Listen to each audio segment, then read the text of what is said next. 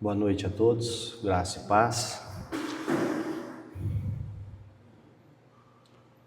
Que bom que as coisas estão se movimentando aqui nesse lugar, né?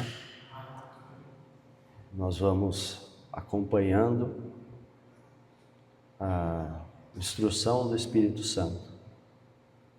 Vamos nos movendo conforme Ele vai determinando, né? Em unidade, que é o mais importante, né? Nós estarmos em unidade. Hoje nós vamos refletir um pouco, né? Sobre algumas coisas que Jesus tem falado. O Espírito Santo tem me levado muito a eu ler os evangelhos, né? As cartas que se seguem depois, elas nada mais são do que uma explicação dos evangelhos, né? Então, o Espírito Santo tem me levado a ler um pouco sobre os evangelhos. Antes, vamos ler um versículo, está em Mateus 22, 29. Mateus 22, 29, viu?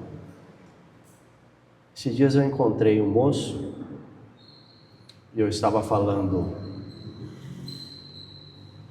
com ele e ele me disse assim, faz uns dois, 3 dias, mais ou menos, ou a semana passada, não lembro direito. Ele falou assim para mim: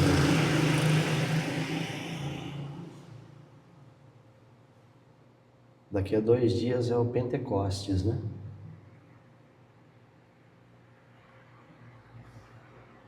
Eu estava no personal, né? Então ele foi para lá, voltou. Eu falei assim para ele: escuta, vou fazer uma pergunta para você. Ele falou: o que é? Eu falei: você não se sente assim um pouco incomodado? Porque há 2, 3 meses atrás estavam festejando a festa da carne. E agora, depois de uns 2, 3 meses, vocês estão festejando o Pentecostes? Você não fica assim, não incomoda nada dentro de você essa bagunça? E ele parou, ficou olhando para minha cara, né? Porque eu fui bem ousado, sabe? Podia ter tomado uma resposta ali, né? Mas ele é meu amigo. Então eu tive a liberdade de falar que às vezes ele brinca comigo também. Mas eu não estava brincando. Ele parou, eu falei assim para ele: você sabe o que Jesus falou? Que é o versículo que nós vamos ler aqui, né?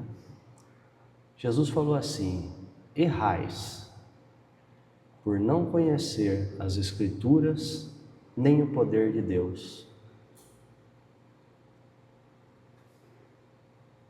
Eu falei para ele: como que você vai chegar diante de Jesus Cristo? Porque eu, você, né, todos nós vamos. Ele falou assim para mim: mas eu acho que não é bem assim. Eu acho que cada coisa tem o seu lugar. Eu falei: então, o que eu acho, né? Minha filha estava perto, o que a Laura acha, ou o que você acha, não tem valor nenhum diante de Deus. Diante de Deus tem o quê? O que Jesus falou: eu não julgo o mundo, mas é a minha palavra que eu julgo, né? Falei: então, nós temos um manual. Você lê o manual do seu carro zero, você lê o manual de tudo que você compra. Compra um aparelho, antes de você botar ele na tomada e ligar. Então, o manual do seu ser é a palavra de Deus. Você deveria ler. Ali, Deus dá a diretriz do que são essas coisas. E vai trazer luz para você poder andar. E quando você chegar diante de Jesus, que eu, você, todos nós vamos estar diante dele. Então você vai chegar lá, ou sabendo aonde você está, ou numa terrível situação.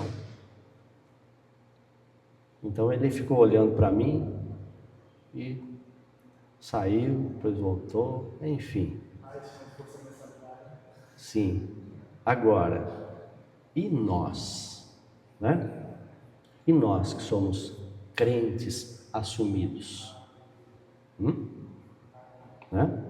Vamos ler aí? 22, 29. Eu vou ler na minha versão. É um pouquinho diferente, mas é a mesma coisa. Havendo, porém, respondido Jesus, lhes disse: estáis sendo enganados, feito extraviar, não tendo vós conhecido as Escrituras, nem o poder de Deus. Né? E nós, como nós estamos andando? Segundo as Escrituras, ou segundo o curso do mundo? Né? Diferentes um pouco, talvez, desse moço que eu conversei, mas muito semelhante, o que é um perigo ainda maior. Né? Jesus falou assim para os fariseus, falou: olha, os ninivitas, no dia do juízo, vão se levantar, eles vão julgar vocês, porque se arrependeram com a pregação de Jonas. Está aqui quem é maior que Jonas. O que isso quer dizer? Que nós precisamos entregar a Jesus aquilo que nós um dia abrimos nossas bocas e dissemos para Ele: a minha vida é tua. Né? Eu aceito, Senhor. Quando você disse: Jesus Cristo é o meu Senhor, então saiba, Ele é o seu dono. Como que você vai andar com Ele? Você tem que conhecê-lo pela palavra dele, né? Vamos dar um exemplo, por exemplo, hoje em dia, a bagunça que está a igreja, mergulhada e aprofundada numa tremenda bagunça, não é? Esse ano, por exemplo, é um ano de eleição, e a igreja é metida com isso.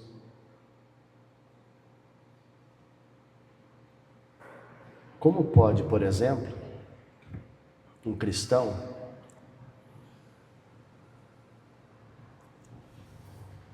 ser de direita ou ser de esquerda? Como pode? Né? Se nós nem desse mundo somos. Alguém diria: mas eu vivo aqui, eu preciso opinar pelas coisas do nosso dia a dia, da nossa cidade, do nosso estado, do nosso país. Eu sou uma pessoa ativa, Meu irmão, olhe bem onde você está andando. Olhe bem o que é que está permeando o seu ser, aquilo que você está se enchendo. Olhe bem. Deus, ele tem um zelo muito especial por você. A sua pátria chama-se Nova Jerusalém. Nós não somos chamados aqui para sermos A ou B. Não. Abra sua Bíblia em Eclesiastes, vê um pouquinho disso. Porque quem toma um partido, por um lado ou por outro, vai ficar contra um lado ou contra o outro, né? É o que nós estamos vendo, isso está no contexto da bagunça que eu estou falando, que fizeram com a igreja. Será que não conhecem as Escrituras? Será que corrompeu-se tudo? Mas Deus continua dizendo: eu conservei 7.000 que não se dobraram diante de Baal. Viu? Elias chegou num ponto que ele olhou para todo lado, só viu ele e disse a Deus: Senhor, só fiquei eu e querem minha vida. Deus disse: você está achando que você é a última Coca-Cola do deserto? Eu conservei 7.000 que não se dobraram diante de Baal. Então, graças a Deus, tem muitas almas aí que clamam pela mesma coisa. Eclesiastes 10:20, tá? Não é 20:10, é 10:20. Veja a importância que Deus dá para aquele que está governando segundo nós na carne, tá?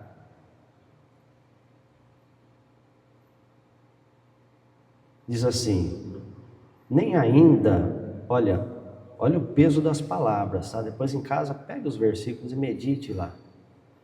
Nem ainda no teu pensamento amaldiçoes o rei. Nós não somos uma monarquia aqui, né? Nós não temos um rei, nós somos um sistema democrático, presidencialista, né? Então nós temos um presidente da república. Então vamos trocar a palavra aqui, no nosso contexto.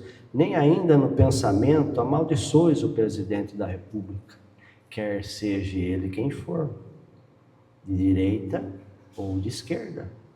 Amém? Nem tampouco no mais interior da tua recâmara amaldiçoes ao rico. Porque as aves do ar levariam a voz. Aqui está dizendo de anjos, tá? Que as palavras que saem da nossa boca, elas são colhidas. Afie a sua boca a falar coisas boas.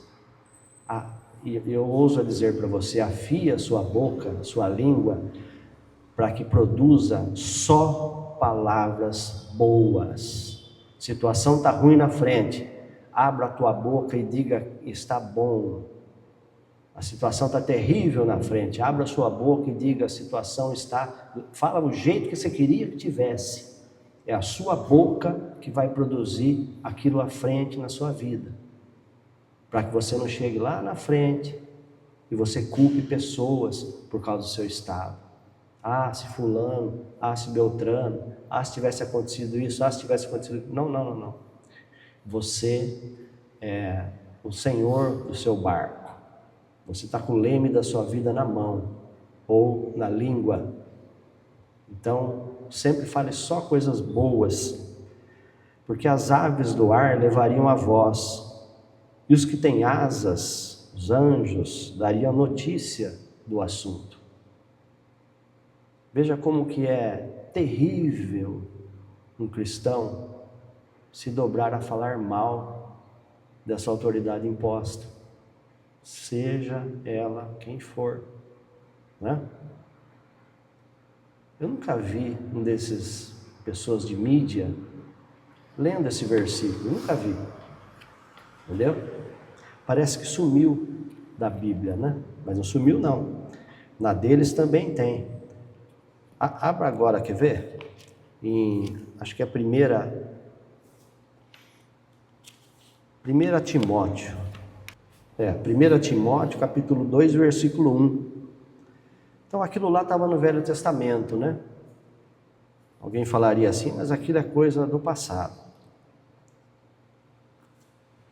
Vamos ver aqui, então, Novo Testamento. Mas é a mesma coisa. Deus é o mesmo. Timóteo 2:1 diz assim: exorto-te, pois, antes de tudo. Tá? Se você não tem esse hábito, tá? Depois ele vai dar, primeiro ele dá a receita, depois ele dá o bolo feito. né? O que acontece quando você procede assim? Então vamos lá. Exorta-te, pois, antes de tudo, serem feitas súplicas, que é um pouco mais da oração, tá? É um nível acima.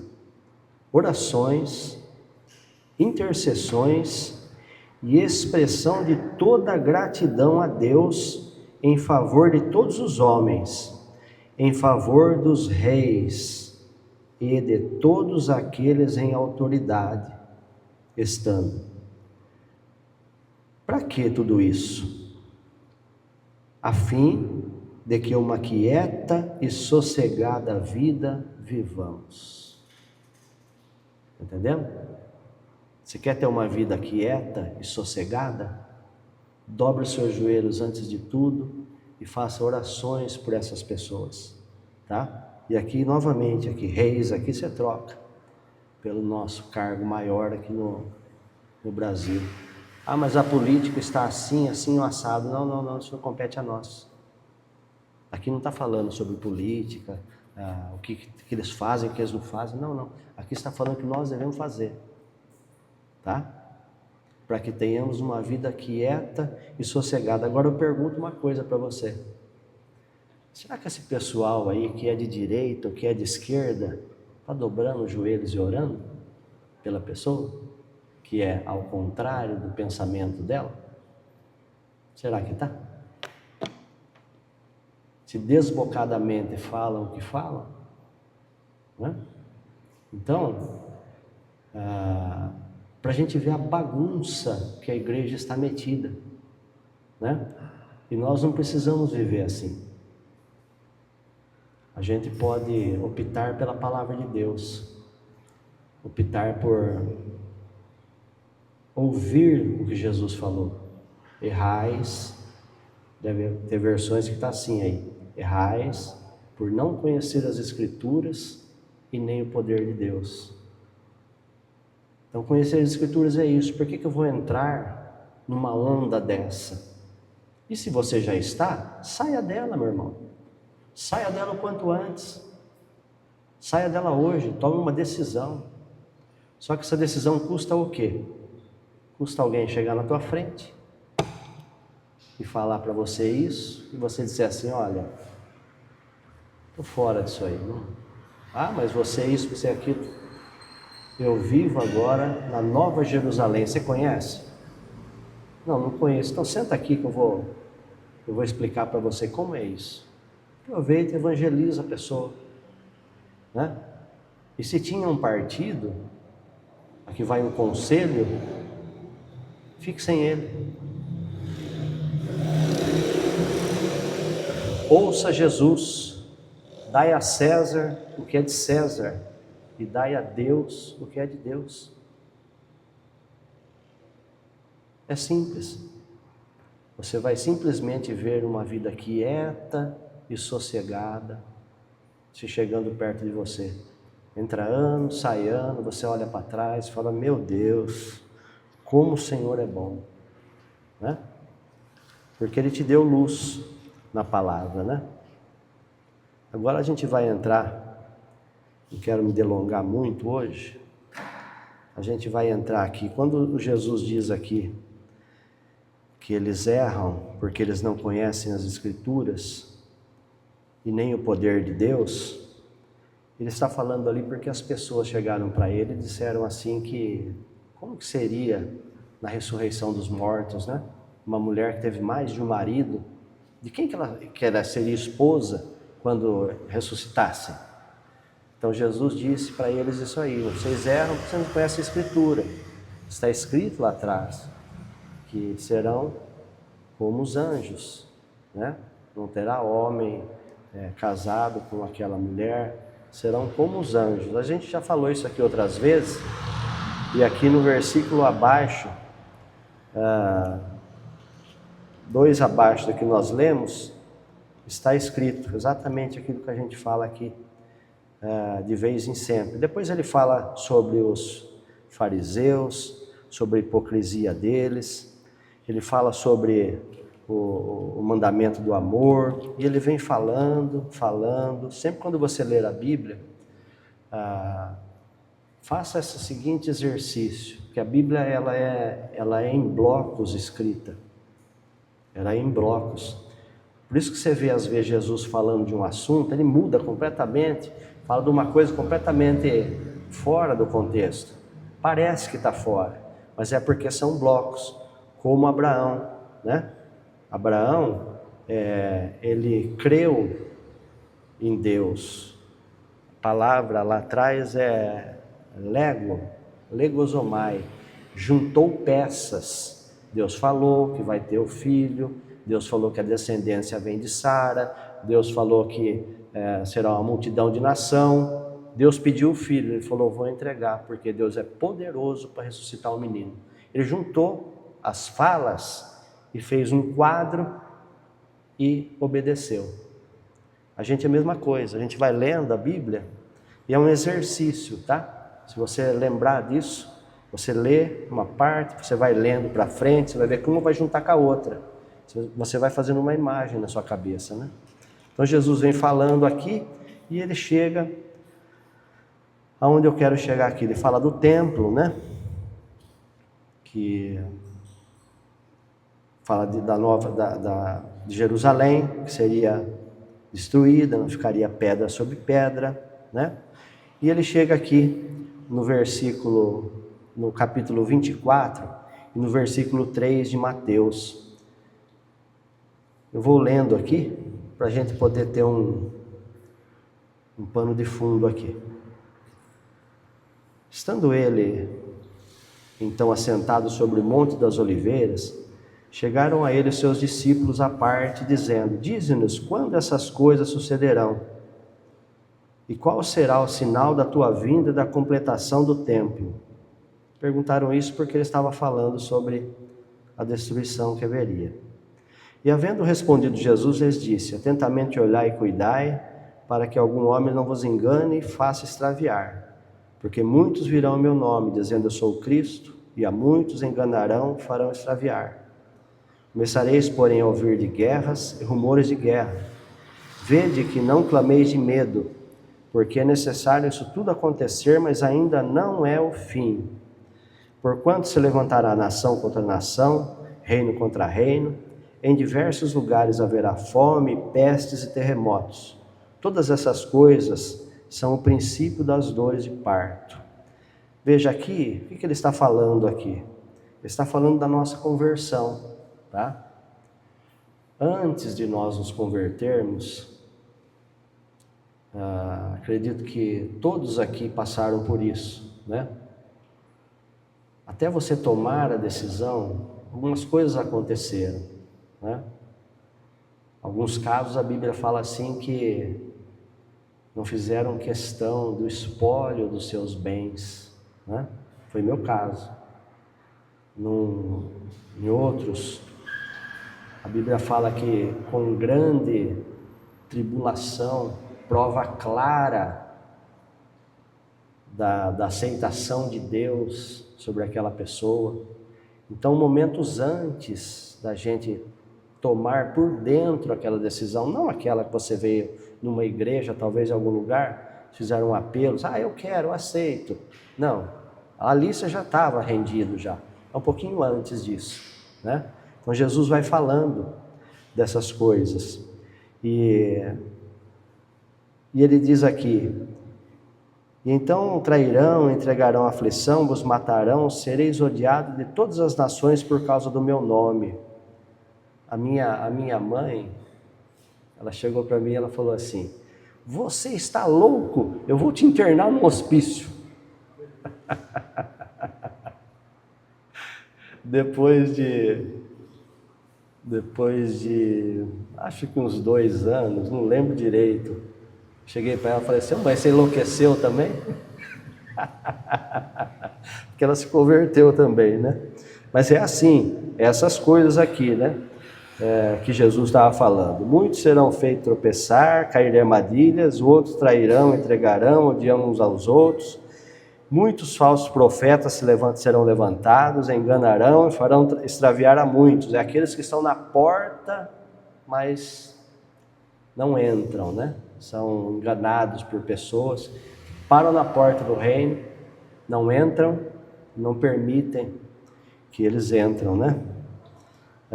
Por ser multiplicado o desprezo às leis, esfriará o amor de muitos, né? Então não teve aquele amor por Deus suficiente de entregar sua vida. Aí aqui ele diz, olha, aquele porém, havendo pacientemente suportado até o fim, o mesmo será salvo. Na minha versão aqui está, o mesmo será livrado. Veja, esse é o primeiro fim, né? Pois nós vamos ler aqui. Então diz que aquele que suportar essas coisas, foi o nosso caso, suportamos até o fim. Porque quando é o fim do crente, ou melhor, quando é o fim para o descrente, é quando ele se entrega a Jesus, né? Então você suportou até o fim, e por isso você foi livrado, você foi salvo. A partir dali, acontece o que está no versículo 14 aí. E será pregado em todo o mundo esse evangelho, através de você. O evangelho do reinar de Deus, né? Para testemunho a todas as nações. E então virá o fim. Olha, o outro fim. Esse fim aqui é o fim que é a volta de Jesus. Mas o primeiro é a nossa rendição, né? Então, para nós, o primeiro fim é o começo, né? É o começo da nossa vida. Até ali, nós vivíamos existindo como seres humanos. Pasme vocês, acredito que muitos sabem, mas pasmem vocês que o salmista disse assim, que a morte do ímpio é como de um animal. Entendeu? Está escrito isso na palavra de Deus. Então, graças a Deus, temos que dar muito valor, porque a gente chegou no fim. Passamos pelo fim e aí começou a nossa vida de fato. Então, como que agora, diante disso, com isso na mão, nós vamos olhar para trás? É o que nós vamos ver aqui, tá?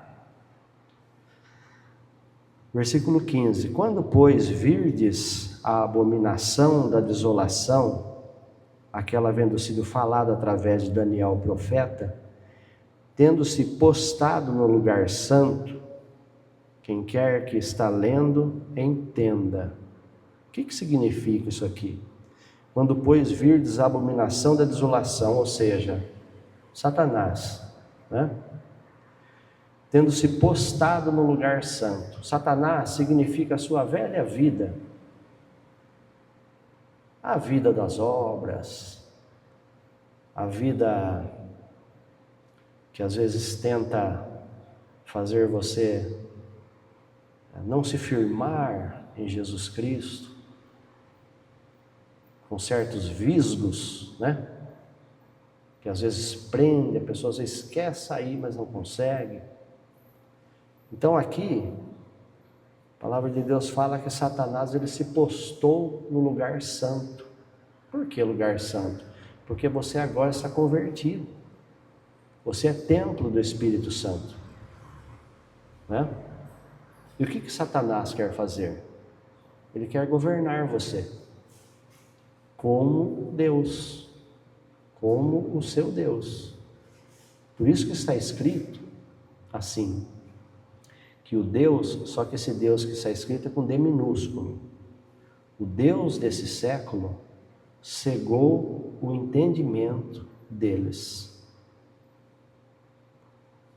Ora, nós não podemos permitir que Satanás ele venha e ele queira sentar no trono de Deus no nosso espírito. Nós não podemos permitir isso aí. Agora, como que nós vamos fazer isso, né? Vamos botar um parênteses aqui e falar sobre a oração em línguas. É o único meio segundo o qual o Espírito Santo, que vê todas essas coisas espirituais, pode orar por você. É Ele que vai lá onde tem esse visgo que eu falei, Ele que vai lá e retira aquilo. Aonde você não é capaz, e às vezes não está nem enxergando, nem eu também, de orar a Deus e falar: Senhor, retira isso de mim, me ajuda nessa área. O Espírito Santo está vendo. Então Ele vai pegar a sua boca com palavras ininteligíveis, você não vai entender, e Ele vai orar a Deus, para que naquela área que você ainda está permitindo um trono que não é de Deus sendo feito dentro de você, pode também ser chamado de fortaleza. Naquela área lá, é Ele que vai tirar isso, tá? Satanás, ele vem, junto com a fortaleza, ele coloca gatilhos. Gatilhos faz com que a pessoa exploda, que ela joga tudo para cima. Às vezes por uma explosão, às vezes mental, às vezes uma explosão até de pecado, né? Enfim, tantas áreas que existe, né? Uma explosão material, a pessoa não se ajoelha mais diante do copo d'água, como sendo um Deus, mas ela está de joelhos diante do Deus dólar, né? Então, a palavra de Deus fala, a avareza é idolatria. A avareza é idolatria, olha que pesado isso. Nós não podemos ser idólatras, né? Então nós não podemos ser avarentos. Algumas semanas nós lemos aqui qual o procedimento nosso, ricos que somos, né? Nós lemos isso aqui. Repartir, dar, ter alegria em dar, todas essas coisas que nós lemos naquela ocasião. Então ele continua aqui. Então, quer dizer, se você está no caminho do Senhor, então os que estiverem na Judéia fujam para os montes. Ou seja, se você não estava, monte fala de oração, tá? Monte fala de lugar alto. Se você não está habitando nesse lugar, é para lá que nós temos que ir. É lá que nós temos que estar. Versículo 17. Quem estiver sobre o telhado, não desça para tomar coisa alguma para fora da sua casa. Veja, a palavra de Deus, ela fala que nós não somos da noite, nós somos o dia, né? Então essa pessoa que está dizendo aqui, que está sobre o telhado, eu falo, mas o que tem a ver uma pessoa estar sobre o telhado nesse negócio aqui, né? Quando você faz um edifício, que a gente tem explicado aqui também, que nós somos casa de Deus, e nós fazemos um edifício espiritual, segundo que o Espírito Santo ora pela nossa boca, e vai construindo esse edifício, com os materiais que nós damos para ele, ou seja, emprestamos o tempo para ele orar. Qual que é a última coisa que se faz numa casa, num edifício? Não começa se fazendo o telhado e depois vem fazendo para baixo, porque ele não se sustenta. Então se faz a fundação, vai subindo as paredes, depois põe o telhado. Então aqui fala de uma pessoa que está já num estágio assim, de edificação, no estágio já, tá buscando uma edificação, no estágio mais avançado. E o que diz a ela? Para que ela não desça, quando ela perceber essa situação, que o inimigo vem tentar fazer da vida dela o trono dele, para que ela não desça dentro da casa, pegar nada que está lá. Deus dá orientação para você para que você continue edificando, continue firme no lugar que você está. Não olhe para trás, Não tenham dois pensamentos. Se nós queremos poder de Deus, nós não podemos ter dois pensamentos, tá? Não podemos. A dúvida é a mãe da desgraça, tá? Ela é sobrinha, prima, irmã de Satanás. É a dúvida, porque a gente não sai do lugar daí, sempre duvidando. Ah, não é bem assim. Os que está escrito não é bem assim, né? Mas o Espírito Santo para dar graça para a gente poder caminhar nisso aí. Quem estiver no campo, não volte atrás para levantar e carregar suas vestes. Quem está no campo? Quem está no campo é quem está arando a terra, quem está plantando, quem está colhendo. Também voltamos a falar, que nós estamos falando de pessoas que estão se edificando, tá? A terra somos nós mesmos. Então nós estamos edificando a terra através da oração em línguas. O Espírito Santo, ele mexe a terra, ele arranca toda a planta que o Pai não plantou, ele faz o plantio corretamente e você vai ter a colheita. Mas diz aqui a palavra de Deus que é para você não voltar atrás, não parar de fazer o que você está fazendo. Quando você sentir que o inimigo vem e quer determinada área tomar conta daquilo que está posto para você, daquilo que você já tem convicção, né? Aí, porém, daquelas tendo filhos nos ventres e daquelas amamentando naqueles dias. Por quê? Porque nós não devemos ter nessa vida aqui nada que nos prenda nelas. Filho no ventre e amamentando, né? Nos remete a uma mãe que jamais deixaria para trás aquilo. Diz aqui a palavra de Deus: ai, porém, desses, tá? Então não tenha o seu coração limpo e solto para o Senhor. Aceite a palavra de Jesus Cristo. Jesus Cristo continua dizendo: o vento sopra onde quer, não sabes de onde vem, nem para onde vai. Assim é todo aquele que é nascido do Espírito. Seu coração tem que estar disposto a Deus. A sua oração tem que ser para que o Senhor te leve aonde Ele quiser. E que você tenha disposição de ouvir a voz também e aceitar. E ir. Provas? Ah, com certeza. Com certeza vai ter.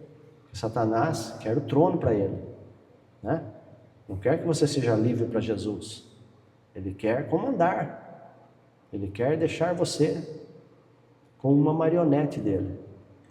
Mas ele não tem poder sobre as nossas vidas, a menos que nós entreguemos, né? É o que ele fez com Jesus. Levou ele lá no pináculo, mostrou todos os reinos da terra e a glória deles, e falou para eles: olha, se você prostrado me adorar, eu dou tudo isso para você. Mas Jesus não foi como Adão, ele era o segundo Adão. Em outras palavras, ele falou assim para o diabo: eu não quero, eu tenho, eu sou. E o diabo fugiu dele. É isso que nós temos que fazer, as mesmas coisas. Seja qual for o problema, seja qual for a situação, qualquer área da vida. Ah, mas você está com isso. A Bíblia não diz isso a meu respeito. Então, eu tenho, eu sou o que a Bíblia diz que eu sou.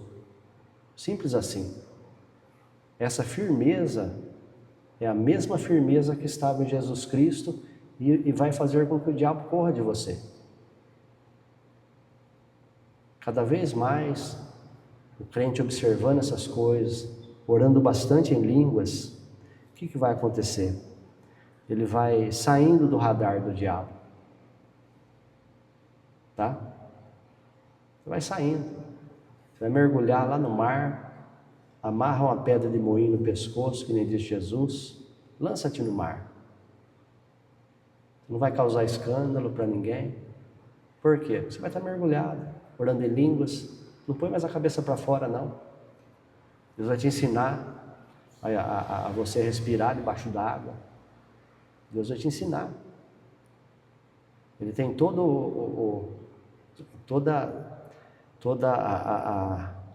a vontade, todo o poder para fazer essas coisas. Deus anseia pelos tais, né? A Bíblia chega a dizer que Ele está procurando os que o adoram em espírito e em verdade, né? É assim que a gente tem que estar. Voltando a falar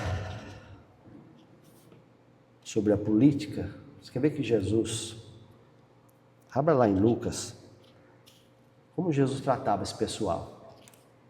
Capítulo 13, versículo 31.